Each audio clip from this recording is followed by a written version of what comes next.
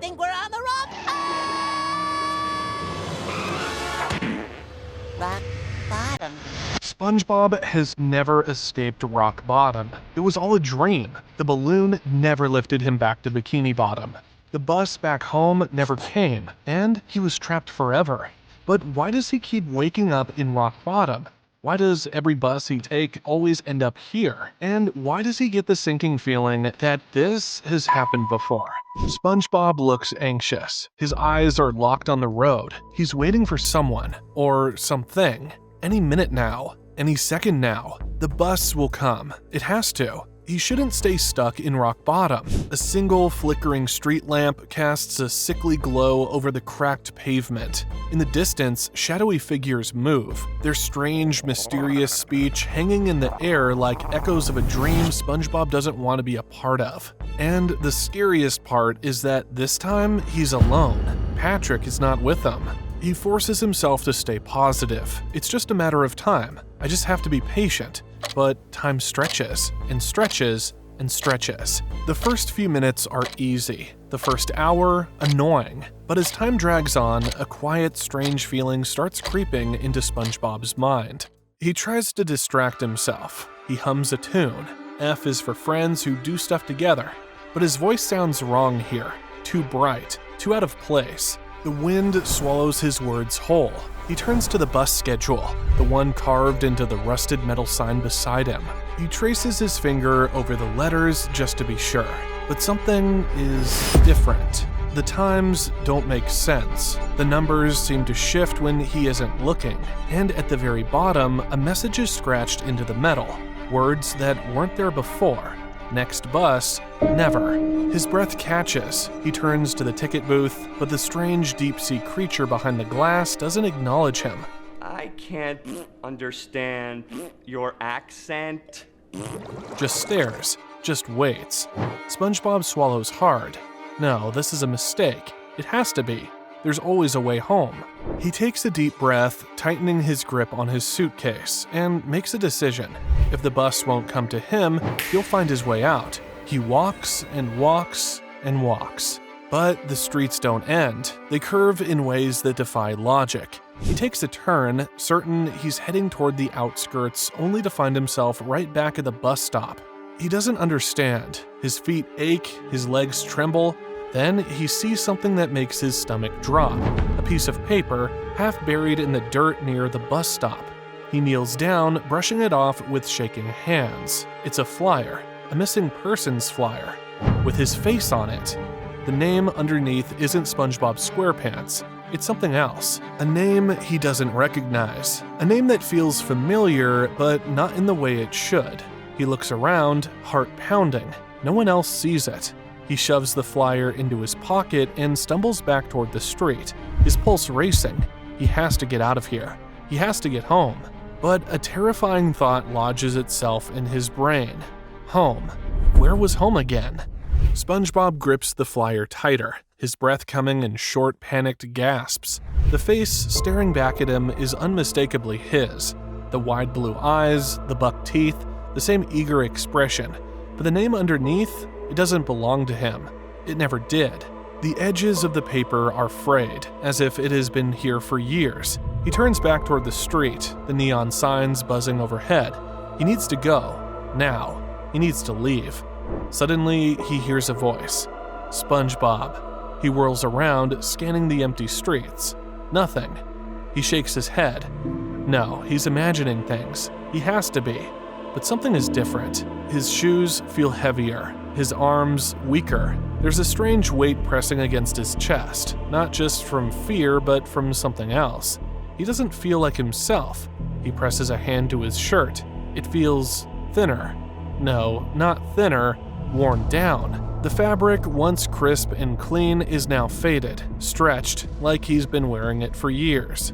A shiver crawls down his spine. He rushes to the nearest glass window, pressing his hands against it to look at his reflection. At first, it's just him, but the longer he stares, the less sure he becomes. His bright yellow skin, it's dull, almost gray. His holes, once perfectly round, are irregular, eroded. His Krusty Krab uniform is barely recognizable, the name tag rusted over, the colors bleeding into an unidentifiable stain. He takes a step back, his heartbeat hammering in his ears. How long has he been here? A voice slithers into his mind, something dark and cold, a thought that doesn't feel like his own. You've always been here.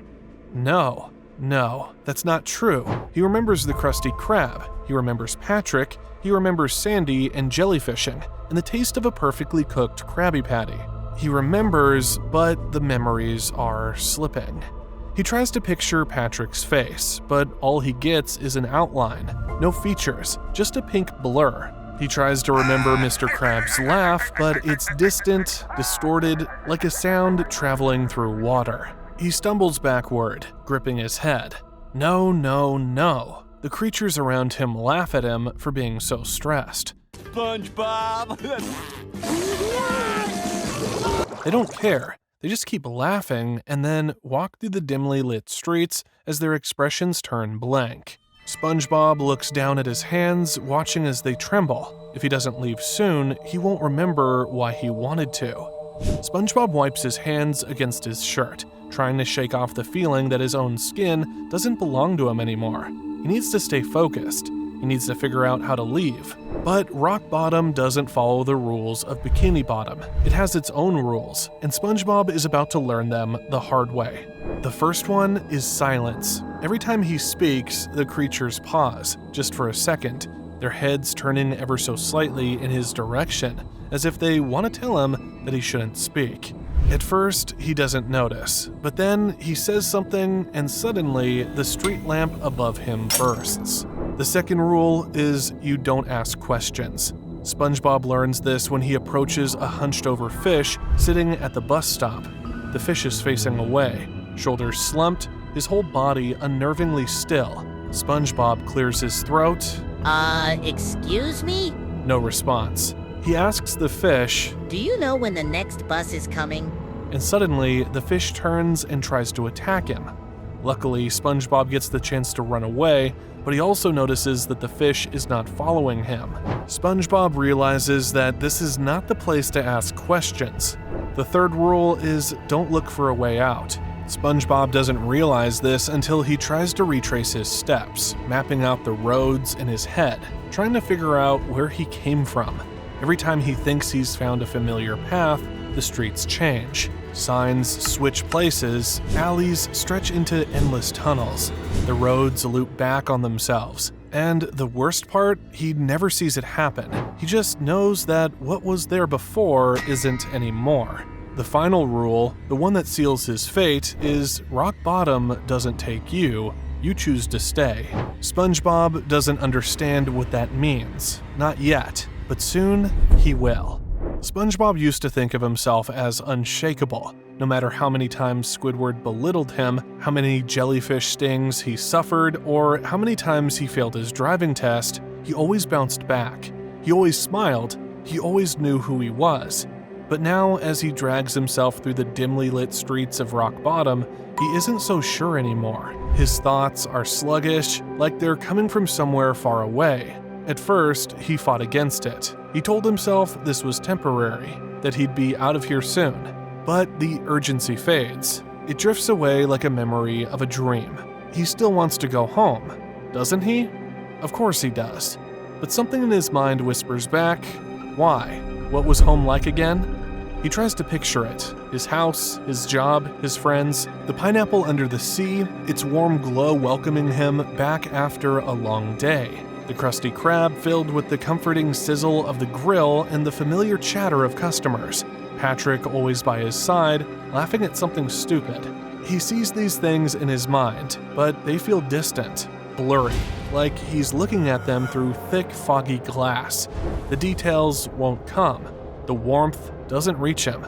He shakes his head, trying to hold on to them, but his thoughts slip through his fingers like water. He stops at a bus stop, staring at the crooked sign. It feels like a joke now. The last time he tried to leave, he begged for help, only to be met with those strange, garbled voices. He spoke, but no one seemed to understand. He asked for directions, but their words came out warped, twisted, just out of his reach. It was like they were on a different frequency, like he was screaming into the void, and all it did was echo back at him. It had been frustrating at first, infuriating even. Now, he doesn't even try. He just nods along when someone mutters something unintelligible. If he can't understand them, and they can't understand him, what's the point in speaking at all? The weight of it sinks into his bones. The exhaustion, the stillness, he doesn't fight anymore. He just exists. Maybe this is who he is now. Something inside him knows this should terrify him. It should make him fight harder to escape. But another part, the part that's been whispering to him ever since he got here, tells him otherwise. What if this is just easier? The thought creeps in like a shadow, wrapping itself around him. What if this was where he was meant to be all along? The idea should disgust him, but it doesn't. Not entirely, because here he doesn't have to try. He doesn't have to force a smile. He doesn't have to be anything at all. His body moves on autopilot, his steps slow and aimless, just like the rest of them. He barely notices when he stops at a bus stop, his fingers tracing the old, scratched-up seat. His reflection stares back at him from a flickering street lamp, and for the first time, he doesn't recognize himself. His once bright eyes look dull, half-lidded, his posture slouched. His smile, his signature unshakable smile, is gone. And then, in the silence, he hears it. A laugh. A real genuine laugh. Something so rare in Rock Bottom that it stops SpongeBob in his tracks. It cuts through the murky air like a flash of color in an otherwise gray world. The sound flickers in his chest. Unfamiliar, yet familiar. He turns, scanning the dark alleys, his sluggish mind barely keeping up. And then a voice.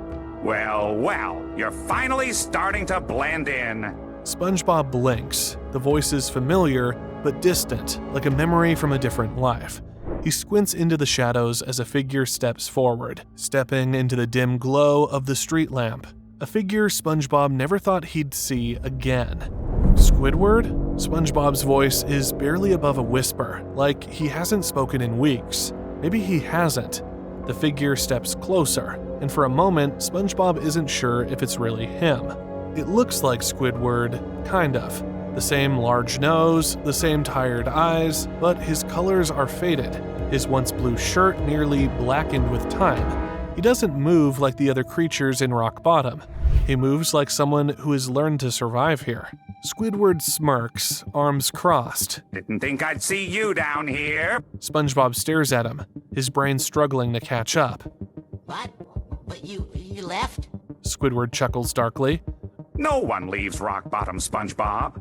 SpongeBob's stomach twists. But I did before. I grabbed a balloon. I went home. Squidward's smirk fades. Are you sure? SpongeBob opens his mouth to argue, but the words don't come. Was he sure? Had he made it back before? He remembered being home, remembered working at the Krusty Krab, remembered laughing with Patrick. But now that he thinks about it, those memories feel distant, like they don't belong to him anymore. Squidward watches his face carefully. Yeah, I thought so. He sighs and rubs his temples. All right, listen, you need to snap out of it before it's too late. You don't have much time left. SpongeBob sways slightly, his vision blurring for a moment. I don't understand. Squidward sighs, grabbing SpongeBob by the arm and pulling him into a dark alley. The moment they're out of the main streets, SpongeBob realizes something strange. The air feels lighter. The shadows don't seem as suffocating. The pressure in his chest eases, just a little. See? Squidward mutters. Out of sight, out of mind. If you keep wandering around out there, you'll lose yourself just like the rest of them. SpongeBob freezes. Squidward's voice softens, just slightly. That's what this place does. You think you just stumbled into Rock Bottom? No, SpongeBob. Rock Bottom chose you. Rock Bottom is not just a place. It's more like a trap. People don't get stuck here because they can't leave. They get stuck here because eventually they forget why they wanted to leave in the first place. SpongeBob swallows hard. So how do we escape? Squidward's expression darkens. That's the thing, no one escapes rock bottom. But SpongeBob is not going to let rock bottom win. At least, this is what he thinks. SpongeBob grips Squidward's arm like a lifeline, his fingers trembling. I have to get out of here. Squidward watches him carefully. Yeah, you do, but really think, when was the last time you actually left rock bottom? SpongeBob's mouth opens, but nothing comes out. He tries to summon the memory, tries to picture escaping rock bottom, seeing Bikini Bottom on the horizon, but it isn't there. And then Squidward tells him, SpongeBob, you never left. A deep chill seeps into his bones. He shakes his head. That's not true. I remember... Do you? Or do you just think you do? That's how rock bottom works. It doesn't trap you with walls or locks. It traps you by making you forget you were ever trapped at all. This is when SpongeBob remembers the missing persons flyer, the name that wasn't his, and suddenly he isn't so sure anymore. Squidward's grip tightens. Oh, don't get out by taking a bus. You get out by remembering who you really are. That's the only way to break its hold on you. SpongeBob's head spins. His thoughts slip through his fingers like jellyfish escaping a net. The fog in his mind thickens, pressing down on him. He is SpongeBob SquarePants. He works at the Krusty Krab. He has a best friend named Patrick? The name feels distant, almost foreign, like something he's heard in a dream. A shudder runs through him. He clenches his fists. No, he remembers. He pictures his pineapple house, the taste of Krabby Patties, the way the sun shimmers on jellyfish fields. And suddenly, the neon lights of rock bottom flicker. The buildings seem to shift, warping in protest. Squidward grabs his hand. The world bends, and then, nothing. Everything snaps back into place. The neon lights stabilize, the streets go still, the creatures shuffle away, losing interest. The moment passes like a ripple in a pond, there and then gone. SpongeBob's chest heaves. Did we do it? Did we break it? Squidward exhales softly, shaking his head. No. SpongeBob blinks. Then what happened? Squidward doesn't answer. He just looks at him, something tired and heavy in his gaze. And then SpongeBob understands. Nothing changed because nothing can change. Rock bottom doesn't just let you go because you remember who you are. That's not how this works. SpongeBob swallows hard. So what do we do now? Squidward sighs, stuffing his hands into his coat pockets. You learn to live with it. SpongeBob stares at him. That's it? SpongeBob feels his heartbeat slow, his pulse steady. For the first time since this nightmare started, there's no fear, no panic, just understanding. And maybe that's worse. Maybe it's better not to know. Maybe that's why everyone else just keeps walking. SpongeBob exhales shakily, glancing down the endless street of rock bottom, a road with no exit, no end. Maybe SpongeBob escaped, maybe he didn't. But there's one thing we do know. Rock bottom is still out there, always looking for new residents. So what if it was Mr. Krabs that gets trapped in rock bottom? Let me know in the comments. Who should be trapped in rock bottom next?